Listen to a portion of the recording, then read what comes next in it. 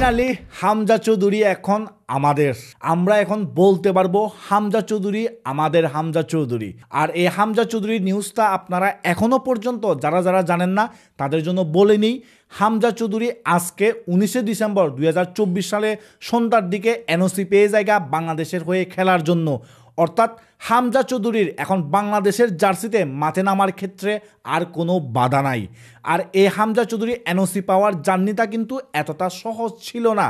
আর এই এনওসি পাওয়ার জার্নিটা যদি আপনাদেরকে একটু করে শেয়ার করি, হামজা চৌধুরী লেস্টার সিটির হয়ে প্রিমিয়ার লিগে খেলতেছে, অর্থাৎ ওয়ার্ল্ডের বেস্ট লিগে খেলতেছে।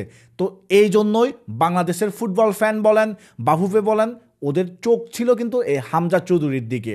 কিন্তু হামজা চৌধুরী ফাইনালি এই 2024 সালে এসে বাংলাদেশের হয়ে খেলার ইচ্ছা প্রকাশ করে। আর হামজা চৌধুরীর এই ইচ্ছার পরপরই কিন্তু বাফুফে যত দ্রুত সময়ের মধ্যে সম্ভব হামজা চৌধুরীর জন্য পাসপোর্ট রেডি করে দেয়। আর এই হামজা চৌধুরীর পাসপোর্ট রেডি হওয়ার মাধ্যমে কিন্তু হামজা চৌধুরীকে বাংলাদেশের হয়ে খেলানোর জন্য ফার্স্ট স্টেপটা কমপ্লিট করে ফেলে বাফুফে। তো এরপরে বাফুফে হামজা চৌধুরীর পাসপোর্ট নিয়ে ইংল্যান্ড ফুটবল অ্যাসোসিয়েশনের কাছে এনওসির জন্য অ্যাপ্লাই করে। যেহেতু হামজা চৌধুরী ইংল্যান্ড আন্ডার 21 হয়ে ম্যাচ খেলছিল, এই কারণে হামজা চৌধুরীর বাংলাদেশের হয়ে খেলার জন্য সেকেন্ড স্টেপটা ছিল ইংল্যান্ড ফুটবল ফেডারেশন থেকে এনওসি পাওয়া। আর ফাইনালি বাফুফে যখন হামজা চৌধুরীর এনওসি পেয়ে জায়গা ইংল্যান্ড ফুটবল অ্যাসোসিয়েশন থেকে, এরপরে ফাইনাল স্টেপ এবং থার্ড স্টেপটা চলে আসে, ওইটা হচ্ছে ফিফার প্লেয়ার্স কমিটি থেকে এনওসি পাওয়া। তো এই কারণে এই ইংল্যান্ড ফুটবল অ্যাসোসিয়েশনের এনওসি, তারপর হচ্ছে আপনার হামজা চৌধুরীর পাসপোর্ট নিয়ে ফিফার প্লেয়ার্স কমিটিতে অ্যাপ্লাই করে বাফুফে। আর এই অ্যাপ্লাইয়ের প্রায় 1.5-2 মাস পরেই কিন্তু ফিফা আবারও কয়েকটা কাগজপত্র খুঁজে হামজা চৌধুরী রিলেটেড বাফুফের কাছ থেকে। আর বাফুফে ওই কাগজপত্রগুলা কিছু সময় নিয়ে হামজা চৌধুরীর ফ্যামিলির সাথে কথা বলে এই কাগজপত্রগুলা ফাইনালি ফিফাকে জমা দেয়। এবং ফিফার প্লেয়ার্স কমিটিতে কাগজপত্র জমা দেওয়ার 1-2 মাসের মধ্যেই কিন্তু আজকে অফিসিয়াল নিউজ এসে জায়গা হামজা চৌধুরীর বাংলাদেশের হয়ে খেলার জন্য আর কোনো বাধা নাই। ফিফার প্লেয়ার্স কমিটি এনওসি দিয়ে দিছে হামজা চৌধুরীকে বাংলাদেশের হয়ে খেলার জন্য। আর এই নিউজটা পাওয়ার পরেই বাংলাদেশের সমগ্র ফুটবল ফ্যানরা খুশিতে পাগল হয়ে গেছে। বাংলাদেশের সমগ্র ফুটবল ফ্যানরা এখন খুশিতে কি করবে ওরা নিজেই বুঝতে পারতেছে না। কারণ এই হামজা চৌধুরীকে কিন্তু অনেক দিন ধরে বাংলাদেশের ফুটবল ফ্যানরা বাংলাদেশের ন্যাশনাল টিমে দেখতে চাইছিল। এবং এই হামজা চৌধুরী বাংলাদেশের হয়ে খেললে কিন্তু বাংলাদেশের ফুটবলে একটু হইলেও ব্র্যান্ডিং হবে।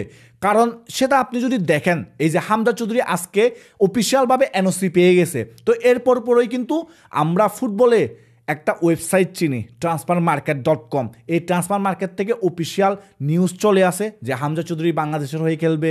এবং এরপরে হামজা চৌধুরীর বর্তমান ক্লাব লেস্টার সিটি পোস্ট করে হামজা চৌধুরী বাংলাদেশের হয়ে খেলবে। এগুলা হচ্ছে ওয়ার্ল্ডের বড় বড় মিডিয়া বা বড় বড় ক্লাব। তো ওরা হামজা চৌধুরীর কারণে বাংলাদেশকেও তখন কিন্তু এই যে ওদের নিউজে কভার করবে, যার কারণে বাংলাদেশের ফুটবলের ব্র্যান্ডিংটা অল্প করে হলেও হবে। তো এই কারণে বাংলাদেশের ফ্যানরা খুশি যে বাংলাদেশের ফুটবলের ব্র্যান্ডিং হচ্ছে। আর তার থেকেও বেশি খুশি হামজা চৌধুরীর মতো একজন বড় মাপের প্লেয়ার, হামজা চৌধুরীর মতো একজন এক্সপিরিয়েন্স ক্যাম্পেনার বাংলাদেশের ন্যাশনাল টিমের সাথে যুক্ত হবে। আর সত্যি কথা বলতে গেলে আমি নিউজটা দেখছি প্রায় 1 ঘন্টা পরে।